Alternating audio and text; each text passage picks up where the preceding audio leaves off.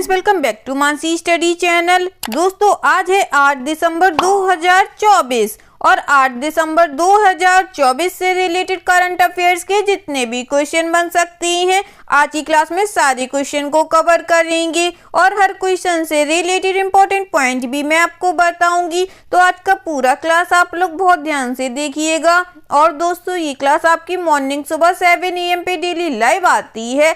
आप सभी लोग सुबह 7 बजे इस क्लास के लिए तैयार रहा करिए। इससे आपकी तैयारी करंट अफेयर्स में बेहतर होने वाली है और आगे आने वाले एग्जाम में आप लोग करंट अफेयर्स से रिलेटेड जितने भी टाइप के क्वेश्चन एग्जाम हॉल में पूछे जाते हैं, आप उन सभी टाइप के क्वेश्चन का आंसर बहुत इजीली दे पाएंगे।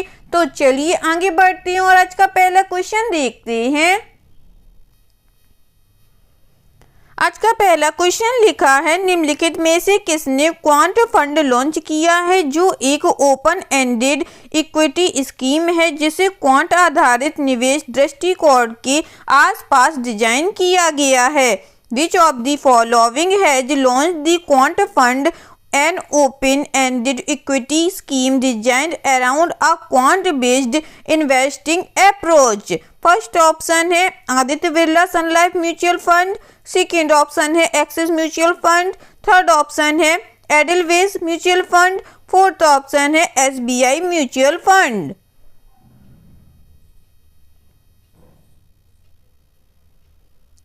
जल्दी से बताइएगा दोस्तों, इस क्वेश्चन का राइट आंसर क्या हो जाएगा।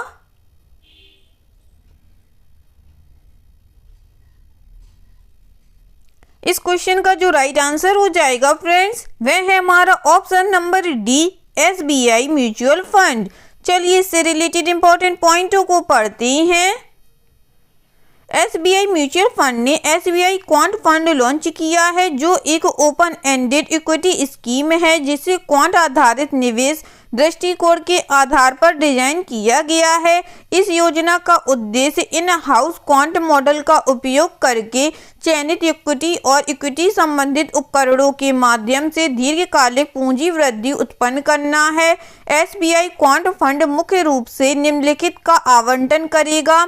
क्वांट मॉडल के माध्यम से चयनित इक्विटी और इक्विटी संबंधित उपकरणों पर 80% से 100% ब्याज, अन्य इक्विटी उपकरणों और ऋण उपकरणों के लिए 0 से 20% ब्याज, सेबी की सीमा के अनुरूप REITs और INVITs के लिए 0 से 10% ब्याज है।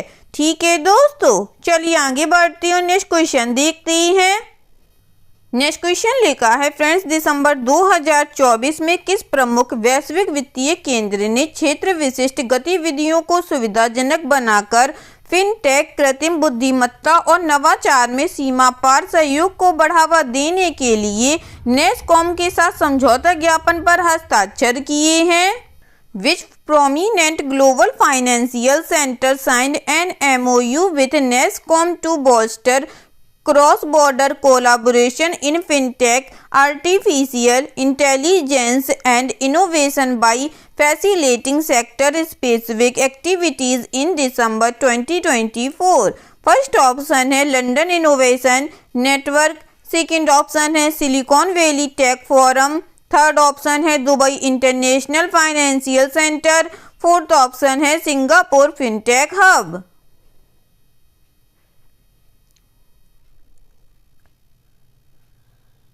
जल्दी से बताइएगा दोस्तों, दिसंबर 2024 में किस प्रमुख वैश्विक वित्तीय केंद्र ने क्षेत्र विशिष्ट गतिविधियों को सुविधाजनक बनाकर फिनटेक, कृत्रिम बुद्धिमत्ता और नवाचार में सीमा पार सहयोग को बढ़ावा देने के लिए नेस्कॉम के साथ समझौता ज्ञापन पर हस्ताक्षर किए हैं?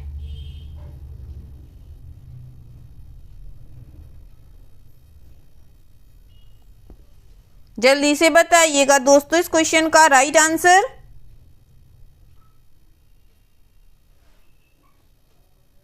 इस क्वेश्चन का जो राइट आंसर हो जाएगा फ्रेंड्स, वह है हमारा option number C, Dubai international financial centre. चलिए इससे रिलेटेड इंपॉर्टेंट पॉइंटों को पढ़ते हैं। भारतीय प्रौद्योगिकी उद्योग निकाय नेस्कॉम ने फिनटेक, कृत्रिम बुद्धिमत्ता, AI और नवाचार में सीमा पार सहयोग को बढ़ावा देने के लिए दुबई अंतर्राष्ट्रीय वित्तीय केंद्र के साथ साझेदारी की है।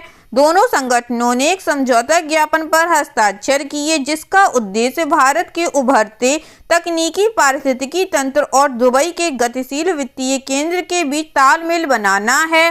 समझौता ज्ञापन से क्षेत्रीय अंतर्दृष्टि और विकास रणनीतियों के आदान प्रदान में सुविधा होगी, जिससे नेस्कॉम की 3000 से अधिक सदस्य कंपनियों को DIFC के नवाचार पारिस्थितिकी तंत्र तक पहुंच बनाने में मदद मिलेगी। ठीक है दोस्तों, चलिए आगे बढ़ते हैं, नेक्स्ट क्वेश्चन देखते हैं। नेक्स्ट क्वेश्चन लिखा है फ्रेंड्स, दिसंबर 2024 में किस वैश्विक ऑटोमोटिव लीडर ने बैटरी और विद्युतीकरण के क्षेत्र में एक सहयोगी अनुसंधान प्रणाली स्थापित करने के लिए 3 IIT के साथ समझौता किया है, जिसमें 5 वर्षों में $7 मिलियन अमेरिकी डॉलर का निवेश शामिल है। In December 2024, which global automotive leader has tied up with 3 IITs to establish a collaborative research system in the fields of batteries and electrification, entailing an investment of $7 million over 5 years? First option है Hyundai motor, second option है किया, third option है Ford motor company, fourth option है Toyota.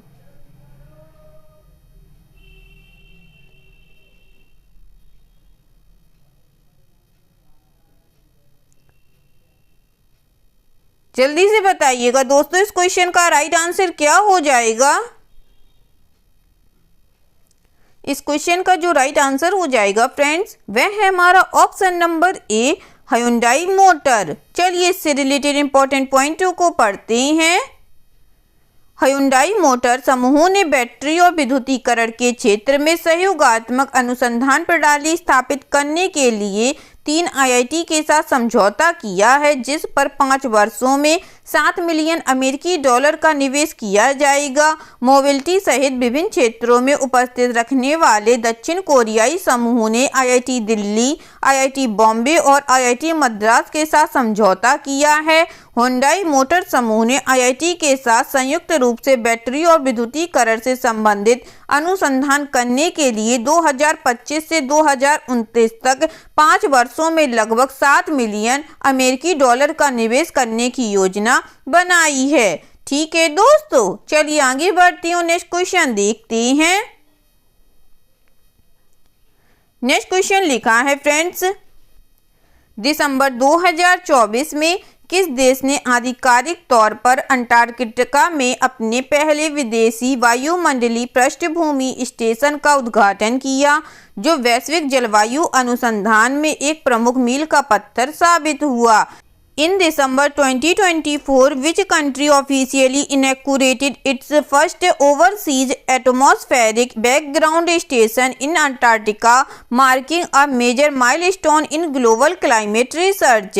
First option है China, second option है रसिया, third option है India, fourth option है USA।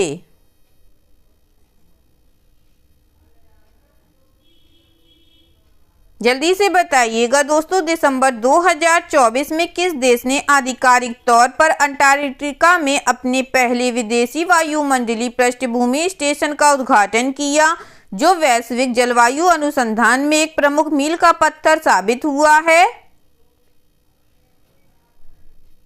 इस क्वेश्चन का जो राइट आंसर हो जाएगा फ्रेंड्स, वह है हमारा ऑप्शन नंबर ए, चाइना। चलिए इससे रिलेटेड इंपॉर्टेंट पॉइंटों को पढ़ते हैं। चीन ने अंटार्कटिका में अपने पहले विदेशी वायुमंडलीय पृष्ठभूमि स्टेशन का आधिकारिक रूप से उद्घाटन किया है, जो वैश्विक जलवायु अनुसंधान में एक प्रमुख मील का पत्थर है। राष्ट्रीय वायुमंडलीय पृष्ठभूमि स्टेशन में अपना परिचालन शुरू कर दिया है, जो जलवायु परिवर्तन से निपटने के अंतर्राष्ट्रीय प्रयासों को समर्थन देने के लिए महत्वपूर्ण डेटा उपलब्ध करा रहा है। यह स्टेशन अंटार्कटिका में वायुमंडलीय घटकों की निरंतर दीर्घकालिक निगरानी करेगा। इसका प्राथमिक लक्ष्य वायुमंडलीय तत्वों की सांद्रता में होने वाले बदलावों को ट्रैक करना और क्षेत्र की वायुमंडलीय संरचना का सटीक चित्रण प्रदान करना है। ठीक है दोस्तों, चलिए आगे बढ़ते हैं, नेक्स्ट क्वेश्चन देखते हैं। नेक्स्ट क्वेश्चन लिखा है फ्रेंड्स, निम्नलिखित में से कौन सा शहर विश्व समुद्री सम्मेलन 2024 की मेजबानी करेगा? Which of the following cities will host the world maritime conference 2024? First option है न्यू दिल्ली, सेकेंड ऑप्शन है मुंबई, थर्ड ऑप्शन है चेन्नई, फोर्थ ऑप्शन है हैदराबाद।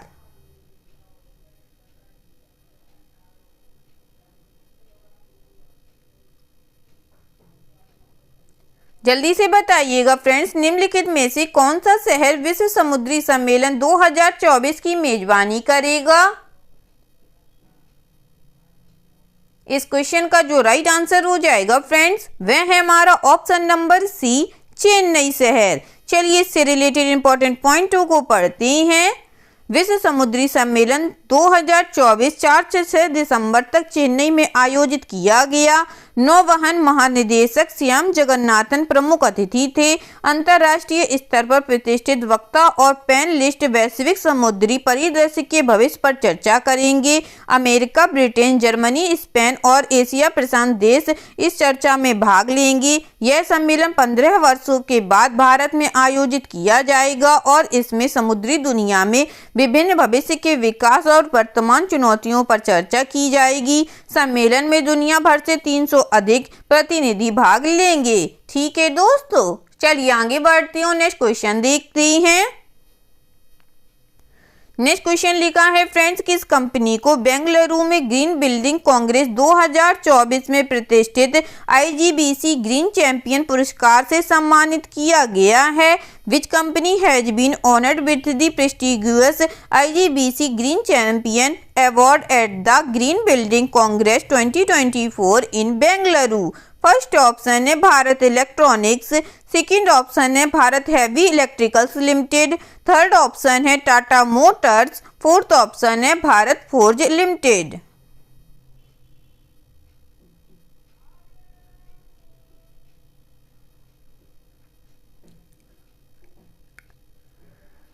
जल्दी से बताइएगा फ्रेंड्स, किस कंपनी को बेंगलुरु में ग्रीन बिल्डिंग कांग्रेस 2024 में प्रतिष्ठित IGBC ग्रीन चैंपियन पुरस्कार से सम्मानित किया गया है? इस क्वेश्चन का जो राइट आंसर हो जाएगा फ्रेंड्स, वह है हमारा option number D, Bharat forge limited के साथ। चलिए इससे रिलेटेड इंपॉर्टेंट पॉइंटों को पढ़ते हैं। भारत की अग्रणी विनिर्माण कंपनी और उच्च प्रदर्शन नवीन घटकों की वैश्विक प्रदाता भारत फोर्ज लिमिटेड को बेंगलुरु में बेंगलोर इंटरनेशनल एग्जीबिशन सेंटर में आयोजित ग्रीन बिल्डिंग कांग्रेस 2024 में प्रतिष्ठित IGBC ग्रीन चैंपियन पुरस्कार से सम्मानित किया गया है। यह सम्मान गांवों को IGBC प्रमाणित हरित गांवों में बदलने के भारत फोर्ज के अभूतपूर्व प्रयासों का सम्मान करता है। ठीक है दोस्तों, आगे बढ़ते हैं, नेक्स्ट क्वेश्चन देखते हैं। नेक्स्ट क्वेश्चन लिखा है फ्रेंड्स, किसके पूर्व निर्देशक विजय शंकर का 76 वर्ष की आयु में निधन हो गया? Former director of Vijay Shankar passed away at the age of 76। First option है central bureau of investigation, second option है national investigation agency, third option है इंटेलिजेंस ब्यूरो, फोर्थ ऑप्शन है क्रिमिनल इन्वेस्टिगेशन डिपार्टमेंट।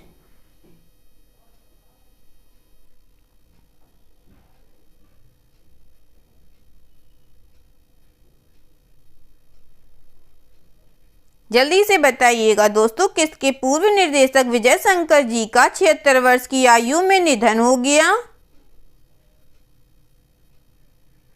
इस क्वेश्चन का जो राइट आंसर हो जाएगा friends, वह है हमारा option number A, central bureau of investigation के। चलिए इससे रिलेटेड इंपॉर्टेंट पॉइंटों को पढ़ते हैं। पूर्व CBI निदेशक विजय शंकर का 76 वर्ष की आयु में निधन हो गया। उत्तर प्रदेश कैडर के 1969 बैच के IPS अधिकारी शंकर 12 दिसंबर 2005 से 31 जुलाई 2008 तक केंद्रीय जांच ब्यूरो CBI के प्रमुख रहे। CBI निदेशक के रूप में शंकर के कार्यकाल के दौरान एजेंसी के कुख्यात आरूसी हेमराज दोहरे हत्याकांड का मामला अपने हाथ में लिया था। CBI के अतिरिक्त निर्देशक के रूप में उन्होंने पुर्तगाल से गैंगस्टर अबू सलीम और अभिनेत्री मोनिका बेदी के प्रत्यार्पण और तेलगी घोटाले की जांच की निगरानी की। ठीक है दोस्तों, चलिए आगे बढ़ती हूँ, नेक्स्ट क्वेश्चन देखती हैं। नेक्स्ट क्वेश्चन लिखा है friends, nurse Maria Victoria Johan को actor guardians global nursing award 2024 से सम्मानित किया गया है, वह किस देश से हैं? Nurse Maria Victoria Johan has been honoured with the Aster guardians global nursing award 2024। She is from which country? First option है इंडिया, सेकेंड ऑप्शन है नेपाल, थर्ड ऑप्शन है भूटान, फोर्थ ऑप्शन है फिलीपींस।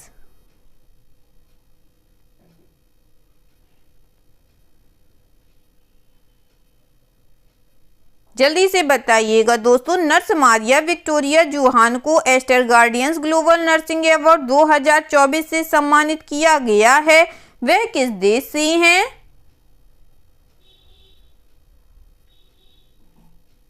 इस क्वेश्चन का जो राइट आंसर हो जाएगा friends, वह है हमारा ऑप्शन नंबर डी, फिलीपींस से हैं। ठीक है दोस्तों, चलिए आगे बढ़ती हैं और इससे रिलेटेड इंपॉर्टेंट पॉइंटों को पढ़ती हैं।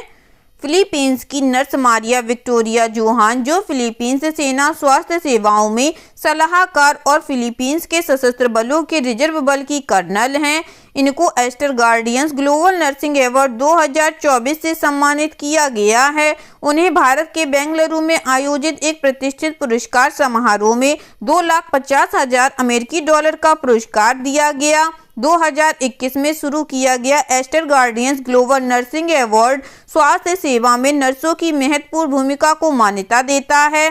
इस वर्ष 202 देशों से 78,000 से अधिक आवेदन प्राप्त हुए, जो 2023 से 50% की वृद्धि दर्शाता है।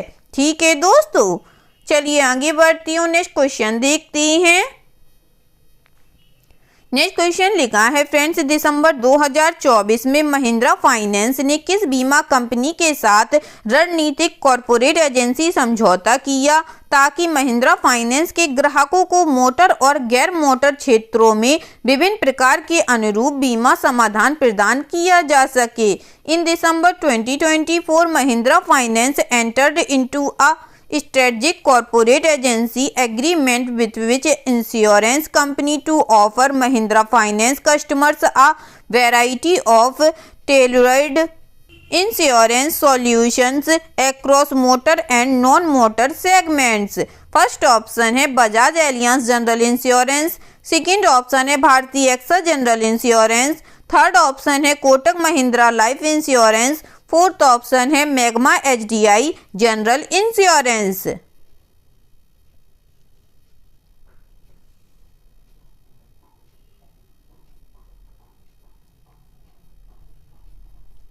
जल्दी से बताइएगा फ्रेंड्स, इस क्वेश्चन का राइट आंसर क्या हो जाएगा?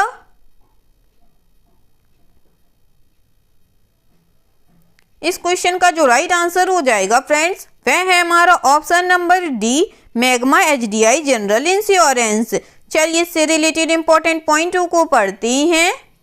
अग्रणी गैर बैंकिंग वित्तीय कंपनी महिंद्रा फाइनेंस ने भारत के सामान्य बीमा क्षेत्र में उभरते नाम magma HDI general insurance company के साथ एक रणनीतिक कॉर्पोरेट एजेंसी समझौता किया है।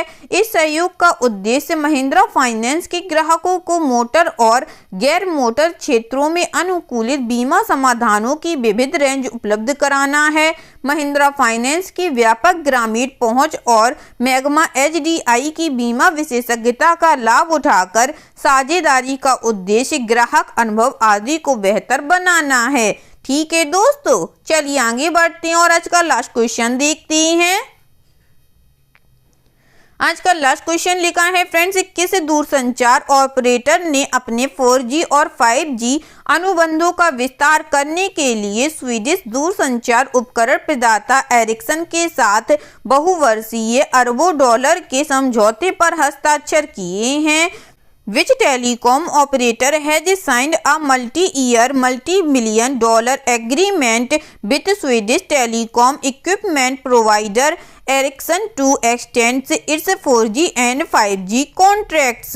फर्स्ट ऑप्शन है रिलायंस जियो, सेकेंड ऑप्शन है भारती एयरटेल, थर्ड ऑप्शन है वोडाफोन आइडिया, फोर्थ ऑप्शन है BSNL।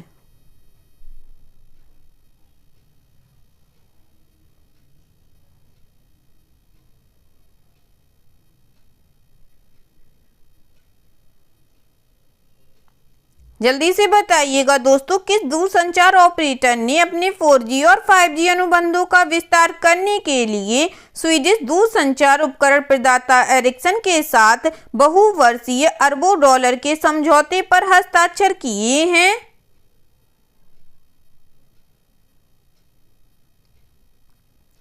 इस क्वेश्चन का जो राइट आंसर हो जाएगा फ्रेंड्स, वह है हमारा option number B, Bharti Airtel. चलिए इससे रिलेटेड इंपॉर्टेंट पॉइंटों को पढ़ते हैं। भारत की दूसरी सबसे बड़ी दूरसंचार कंपनी भारती एयरटेल ने अपने 4G और 5G अनुबंधों को बढ़ाने के लिए स्वीडिश दूरसंचार उपकरण प्रदाता एरिक्सन के साथ बहुवर्षीय बहु-अरब डॉलर के समझौते पर हस्ताक्षर किए हैं। नए अनुबंध के अनुसार एरिक्सन नेटवर्क परिवर्तन के लिए केंद्रीकृत RAN और ओपन RAN तैयार समाधान तैनात करेगा, जिससे ग्राहकों को नेटवर्क पर व्यापक कवरेज और बढ़ती हुई क्षमता में मदद मिलेगी। एरिक्सन अपने वर्तमान 4G रेडियो के सॉफ्टवेयर को भी अपग्रेड करेगा, जिससे ग्राहक अनुभव में वृद्धि होगी। ठीक है दोस्तों, आई होप आज के सभी क्वेश्चन आप लोगों को बहुत अच्छे लगे होंगे फ्रेंड्स, और सभी क्वेश्चन से रिलेटेड इंपॉर्टेंट पॉइंट के नोट्स भी आप लोगों को बहुत अच्छे से समझ में आए होंगे। एग्जाम के नज़रिए से दोस्तों क्लास बहुत हेल्पफुल रही होगी आप लोगों के लिए। अगर आपको क्लास अच्छी लगी और सारे फैक्टों को आप लोगों ने अच्छे से समझा हो तो प्लीज़ इस क्लास को लाइक कीजिएगा, शेयर कीजिएगा और आपके अपने चैनल मानसी स्टडी चैनल को सब्सक्राइब कीजिएगा और अपना कमेंट बॉक्स में करना मत भूलिएगा। ठीक है दोस्तों, थैंक यू सो मच दोस्तों।